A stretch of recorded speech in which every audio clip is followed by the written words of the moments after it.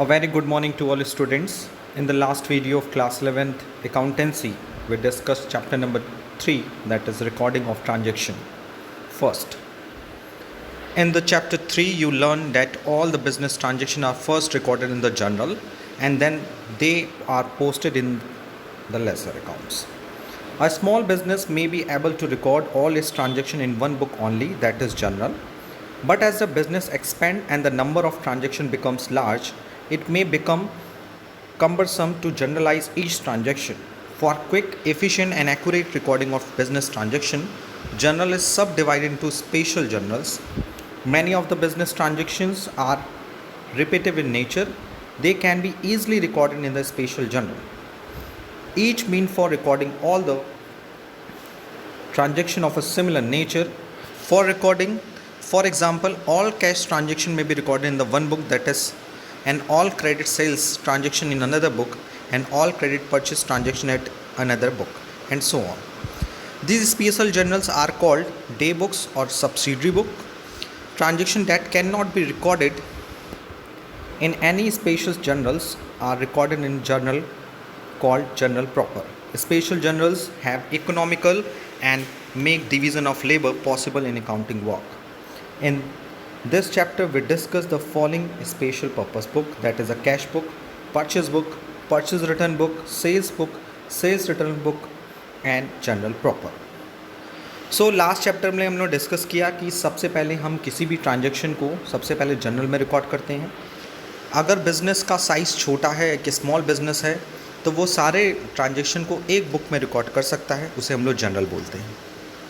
लेकिन जैसे ही business expand होता है और नंबर ऑफ़ ट्रांजैक्शन बिज़नेस में काफ़ी ज़्यादा होते हैं, तो एक ही बुक में सारे ट्रांजैक्शन को रिकॉर्ड करना काफ़ी लेंदी होता है, काफ़ी टाइम टेकिंग होता है, एज़ वेल एज़ काफ़ी कॉम्प्लेक्स हो जाता है. जब बिज़नेस काफ़ी बड़ा होता है और उसमें नंबर ऑफ़ ट्रांजैक्शन बहुत ज़्यादा होते हैं, जर्नल को हम कई सारे स्पेशल जर्नल्स में डिवाइड कर देते हैं, कई सारे छोटे छोटे बुक्स में डिवाइड कर सकते हैं और बिज़नेस में होने वाले सिमिलर एंड रिपीटेटिव नेचर वाले ट्रांजैक्शन को एक बुक में रिकॉर्ड करते हैं और वो एक बुक को हम स्पेशल जर्नल्स का नाम प्रोवाइड करते हैं. जैसे फॉर एग्ज़ाम्पल, सारे कैश ट्रांजैक्शन जो बिज़नेस ऑर्गेनाइजेशन में किए जाते हैं, जिससे कैश इनफ्लो होता है या कैश आउटफ्लो होता है, तो उसे हमें कैश बुक में रिकॉर्ड करते हैं. उसी तरह से हम अगर कोई क्रेडिट परचेस करते हैं तो उस केस में हम उसको परचेस बुक में रिकॉर्ड करते हैं, और अगर हम क्रेडिट सेल्स करते हैं तो उसके लिए हम सेल्स बुक में रिकॉर्ड करते हैं. यानी cash transactions, whether it will be related to the paid of expenses, purchase of assets, purchase of goods and sale of goods. So these transaction is totally recorded in the cash book. But when we are talking about the credit transaction, तो credit transaction में हम लोग क्या क्या कर सकते हैं? Credit purchase कर सकते हैं, क्रेडिट सेल कर सकते हैं. तो क्रेडिट परचेस वाले ट्रांजेक्शन्स को हम लोग परचेस बुक में रिकॉर्ड करते हैं और क्रेडिट सेल्स वाले ट्रांजेक्शन को हम लोग सेल्स बुक में रिकॉर्ड करते हैं. And one more important part, कि जब कोई भी ट्रांजेक्शन ना कैश बुक में रिकॉर्ड हो सकता है, ना सेल्स बुक में रिकॉर्ड हो सकता है, ना परचेस बुक में रिकॉर्ड हो सकता है, ना सेल्स बुक रिटर्न बुक में रिकॉर्ड हो सकता है, ना ही परचेस रिटर्न बुक में रिकॉर्ड हो सकता है, यानी उसे किसी बुक में रिकॉर्ड नहीं किया जा सकता. तो उसके लिए एक स्पेशल बुक प्रोवाइड की जाती है, that is known as journal proper. आज इस पूरे चैप्टर में हम लोग इन पांचों बुक के बारे में वन बाय वन स्टडी करेंगे.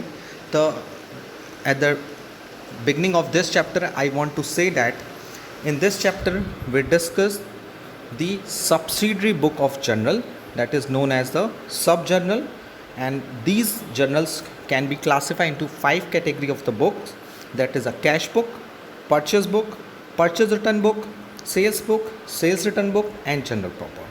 So let us start today's topic. The first book is cash book.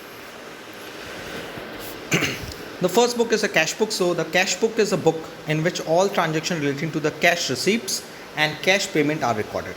यानी कैश बुक एक ऐसी बुक है जिसमें हम बिज़नेस में होने वाले जितने भी कैश रिसिप्ट्स हैं और कैश पेमेंट्स हैं उसको रिकॉर्ड करते हैं. It start with the cash और bank balance at the beginning of the period.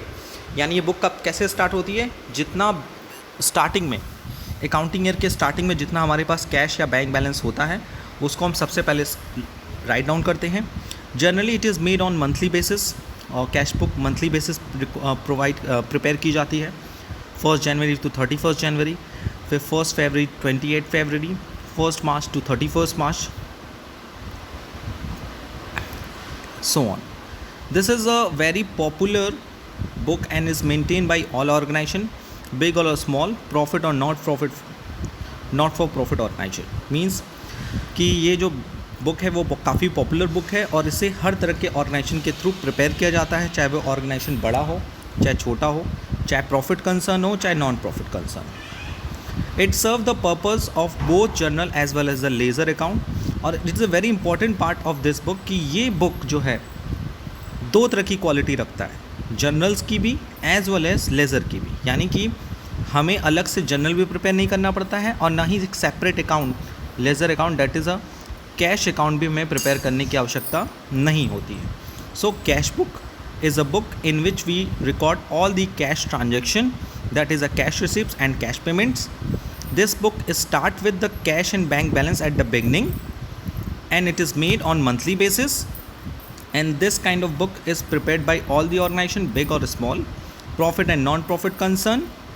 And the most important part of this book, that is cash book, serves the purpose of both journal as well as the ledger accounts, and it is also called books of original entry. When a cash book is maintained, transaction of cash are not recorded in the journal. ये भी याद रखिएगा कि जब हम अपने business में cash book prepare करते हैं तो कैश रिलेटेड जो भी ट्रांजैक्शन है उसे हम जर्नल में रिकॉर्ड नहीं करते हैं, ना ही कोई सेपरेट अकाउंट ओपन करते हैं.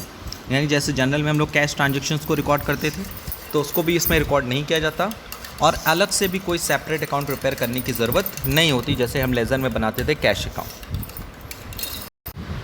There are basically 3 types of cash book, that is a single column cash book, 2 column cash book and a 3 column cash book. So let's we start the first type of the cash book, that is a single column cash book. The single column cash book records all cash transaction of the business in a chronological order, that is it is a complete record of cash received and cash payments. When all payments and receipts are made in a cash by a business or organization only, the cash book contains only one amount column on each debit and credit side. This format of single column cash book is shown in the figure 4.1. So single column cash book क्या होता है? ये एक ऐसा cash book होता है जिसमें हम सारे कैश ट्रांजैक्शन को, बिजनेस के कैश ट्रांजैक्शन को क्रोनोलॉजिकल ऑर्डर में रिकॉर्ड करते हैं. यानी जब भी कैश रिसिप्ट्स होता है और कैश पेमेंट्स होता है, ओनली कैश अगर पैसा आता है या कैश पैसा जाता है तो उसे हम लोग कैश बुक में रिकॉर्ड करते हैं. When all receipts and payment are made in cash by a business organization only, the cash book contain only one amount of column of each side. यानी कि जब बिजनेस में सिर्फ कैश ट्रांजेक्शन होता है, बैंक ट्रांजेक्शन इन्वॉल्व नहीं होता, तो उसके लिए हम लोग single column cash book prepare करते हैं. यानी इसमें दोनों साइड, डेबिट साइड में और क्रेडिट साइड में अमाउंट का सिर्फ एक कॉलम होता है कैश कॉलम का, क्योंकि इसमें बैंक से रिलेटेड ट्रांजेक्शन तो होते नहीं है.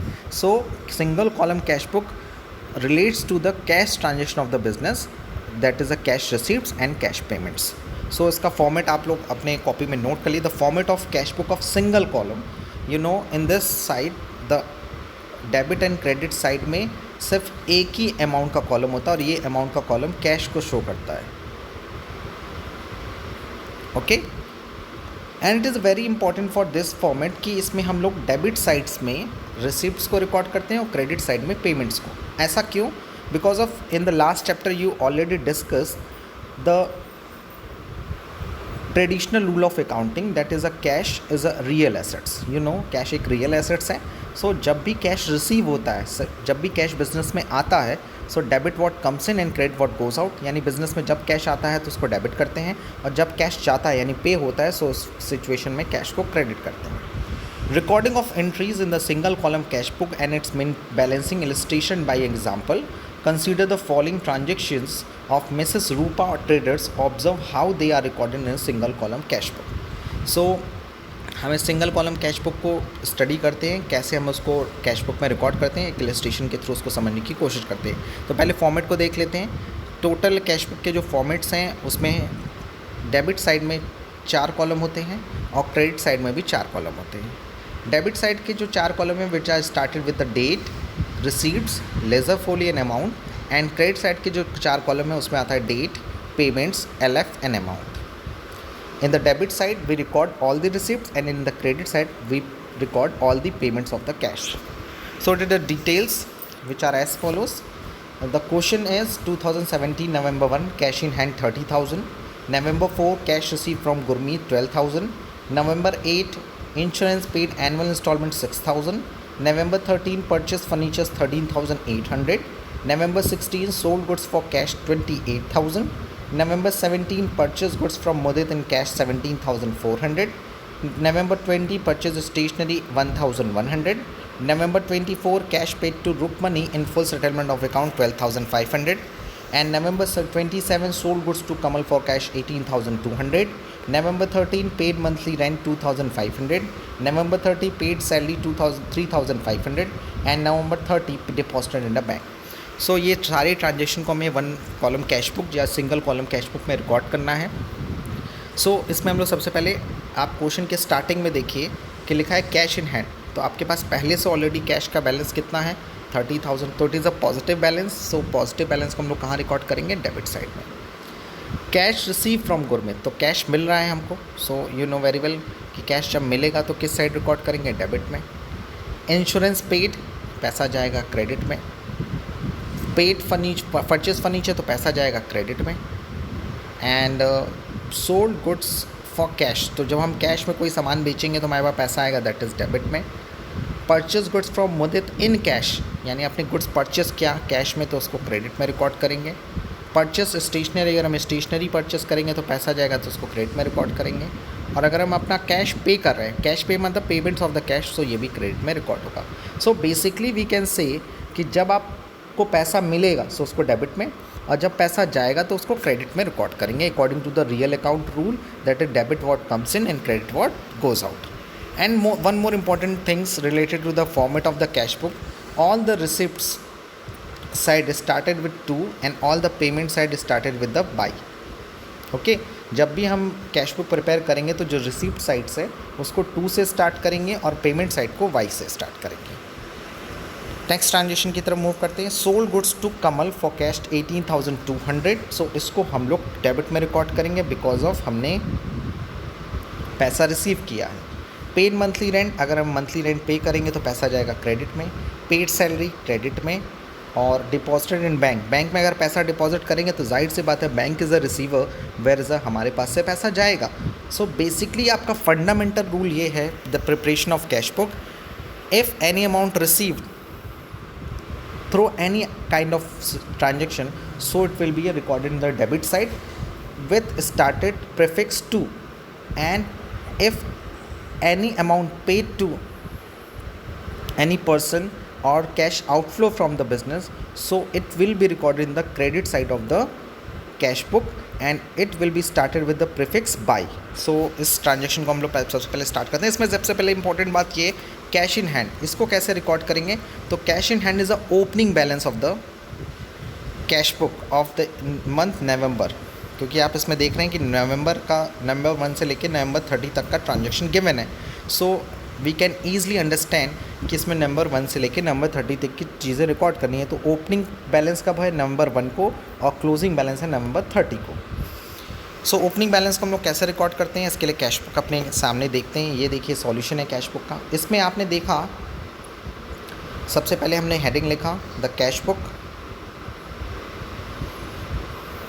रूपा cash book of Rupa traders. Format prepare किया, debit side 4 column, credit side 4 column, and debit side format, debit column is date, receipts, LF amount, and in the credit side date, payments, LF amount.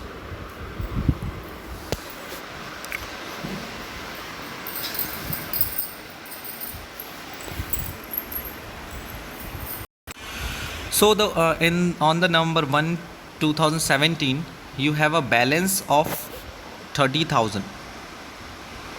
Okay. So the entry इसमें एक चीज़ और mistake है कि इसमें starting जो है credit side में 22 से होना है और डेबिट को हमें 2 से रिकॉर्ड करना है. यानी the first transaction record in the cash book the 2 balance PT 30,000. Okay. Second the November 4 को ट्रांजेक्शन हुआ है cash receive from Gurmeet. So in this transaction हमारे पास पैसा आया है. कहाँ से आया? Who's a giver? गुरमीत. तो पैसा आया है, तो transaction will be record in the debit side to Gurmeet 12,000. Okay, on November 4. The third transaction, it was a November 8 insurance paid. So when you pay the insurance, it in this situation cash outflow from the business, so it will be recorded in the credit side. So in November 8 2017, insurance 6,000 and it was started by insurance. ये इसमें mistake है. अगर मैं आने वाले questions को देखूं तो शायद उसके आगे टू एंड बाई यूज़ किया गया, बट इसमें यूज़ नहीं किया गया. सो ये एक छोटी सी मिस्टेक है इस प्रिंटिंग में. इसमें जितने भी आप कैश बुक में डेबिट साइड में रिकॉर्ड करेंगे वो टू स्टार्टिंग में लिखेंगे, और पेमेंट साइड में भी जितनी चीज़ें आप राइट डाउन करेंगे उसके आगे बाई वर्ड यूज़ करेंगे. तो हमने 3 ट्रांजेक्शन रिकॉर्ड कर लिए कैश बुक में. अब आते हैं 4 ट्रांजेक्शन में. The 4 transaction is purchase furniture. अब आप फर्नीचर परचेस करोगे तो जाहिर सी बात है पैसा जाएगा तो कहाँ रिकॉर्ड करेंगे? क्रेडिट ट्रांजेक्शन में. So the by furniture 13,800 am November 30. The next transaction November 16, sold goods for cash 28,000. अब जब आप सामान बेचोगे तो पैसा आएगा. हमें जब भी कैश बुक बनाना है, when we are preparing cash book, so we are thinking about the cash receipts and cash payments. पैसा कहाँ से आएगा और पैसा कहाँ जाएगा, पैसा कहाँ आ रहा है और पैसा जा रहा है, इस बात पे फोकस करना है. अगर आ रहा है तो डेबिट और जा रहा है तो क्रेडिट पे फोकस करना है. सो सोल्ड करेंगे गुड्स को तो पैसा आएगा 28,000. सो उसको भी हम लोग डेबिट में रिकॉर्ड करेंगे. तो इसको हम लोग स्टार्ट करेंगे to sales November 16. The next one is after November 16, the November 17 purchase goods from Mudit in cash. तो मुदित से जब गुड्स परचेस करेंगे तो पैसा जाएगा. कितना पैसा जाएगा? The amount will be gone 17,400. So it will be record in the credit side. By purchase 17,400 on November 17. The next transaction after November 17, that is November 20, when we purchase a stationery 1,100, so it will be recorded in the credit side of the cash book. So the credit side will be recorded by stationery on November 20, that is 1,100.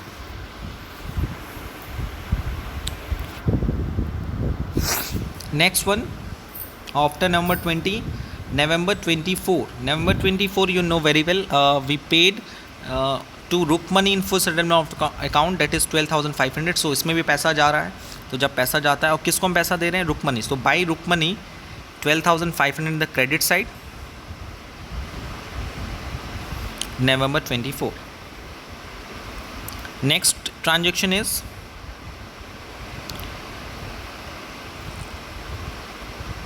that is a sold goods to Kamal for cash. So on 27 November हमने goods sold किया कमल for cash. तो हमारे पास पैसा आएगा ना, हम जब सामान बेचेंगे तो हमारे पास पैसा आएगा. And when cash receive, so it will be record in the debit side of the. सो November 17 2 sales 18,200. The next transaction is paid monthly rent. When we paid a monthly rent, तो you know very well the amount of rupees 2,500 recorded in the credit side of the cash book. So it will be recorded in the credit side of the cash book, that is November 30. Okay, next one is paid salary on November 30. When we paid the salary on November 30, so it will be recorded in the credit side also. By salary 3,500 in the credit side of the. And the last, at the last, deposited in bank.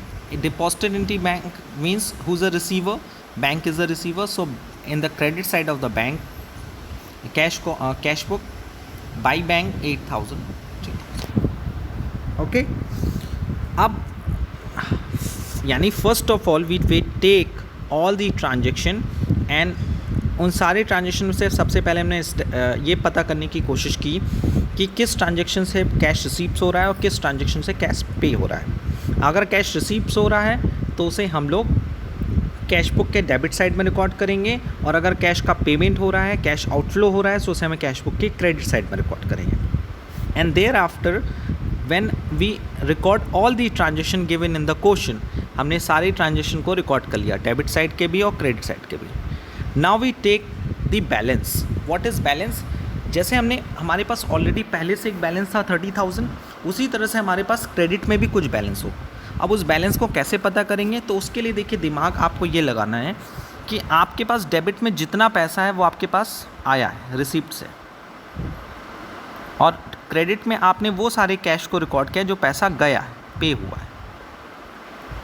सो आप first of all we take the balance. अगर आप debit add करोगे तो debit में आपके पास total पैसा आया 88,200, और क्रेडिट में अगर आप पूरा ऐड करो, अगर मैं पूरा 1 by 1 ऐड करता हूँ, तो पूरा ऐड करने के बाद आपको पता चलेगा कि क्रेडिट साइड में इतना पैसा बैलेंस आ रहा है. बैलेंस आने का मतलब ये है कि first of all you total the debit side of the cash book, and there after you total the credit side of the cash book. Okay. So सबसे पहले हम लोगों ने डेबिट साइड को जब टोटल किया, तो कैश बुक का जो डेबिट साइड आया वो आया 88,200, और क्रेडिट साइड को टोटल किया तो आया 64,800. कहाँ से कहाँ तक? यहाँ से लेकर यहाँ तक जितने ट्रांजेक्शन गिवन थे, from the insurance to the bank. So the total of the debit side of the cash book, that is 88,200, and total of the credit side, that is 64,800. It means आपके पास पैसा आया 88,200 और पैसा गया 64,800. So we find that कि अभी हमारे पास कितना बैलेंस बचा हुआ है, that is 23,400. ये हमारे पास क्लोजिंग बैलेंस बचा है. यानी जब हमने कैश बुक बनाना स्टार्ट किया था तो हमारे पास 30,000 रुपीज़ का बैलेंस था, और जब हमने कैश बुक में सारी नवंबर मंथ को रिकॉर्ड कर लिया, so now we have a closing balance of cash book, that is 23,400. How? सबसे पहले हमने डेबिट को सारा ऐड किया, फिर क्रेडिट को सारा ऐड किया, फिर डिफरेंस निकाला कि कितना पैसा आया और कितना पैसा गया, उसके बीच में डिफरेंस कितना है. So we find the difference between debit side and credit side of the cash book, that is 23,400, and this amount is posted to the next month, that is दिसंबर, क्योंकि नवंबर के बाद आएगा दिसंबर, तो दिसंबर 1 को हमारा ओपनिंग बैलेंस कितना होगा? 23,400. यानी when we prepared in future the cash book related to the December month, so we have a opening balance 23,400. So it is a first important question relating to the preparation of cash book. The basic information regarding the cash book is that, simple से अगर हम बात करें कि अगर हम single cash book में transaction को रिकॉर्ड करते हैं, तो first of all we identified कि किस ट्रांजेक्शन से पैसा आ रहा है और किस ट्रांजेक्शन से पैसा जा रहा है. ओके.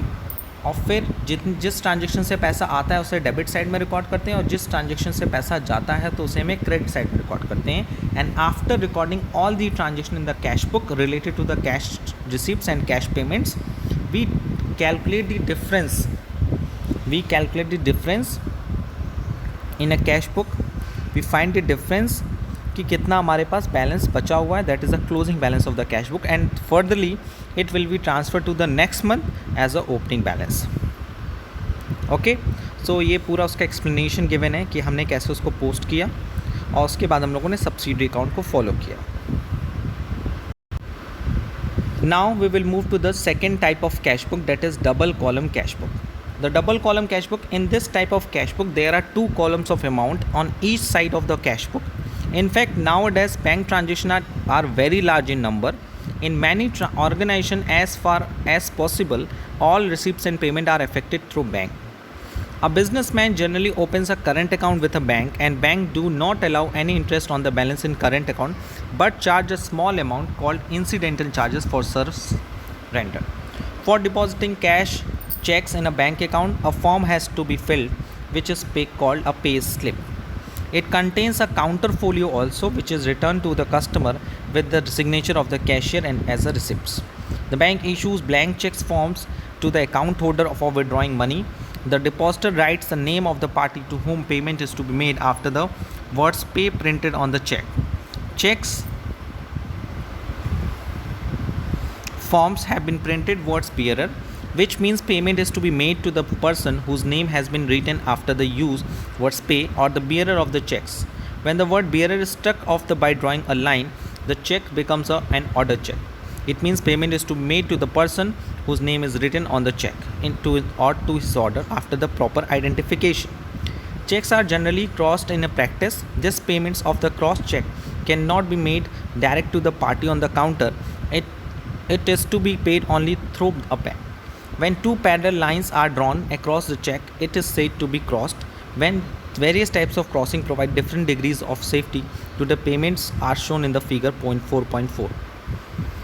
देखिए ये पूरा डिस्क्रिप्शन आपका 2 कॉलम कैश बुक से रिलेटेड है. देखिए first of all what are the meaning of double column cash book. देखिए डबल कॉलम कैश बुक क्या होता है कि जब कोई बिजनेसमैन में कैश ट्रांजेक्शन के साथ साथ as well as bank transaction भी होता है, सो वो double column cash book prepare करती है.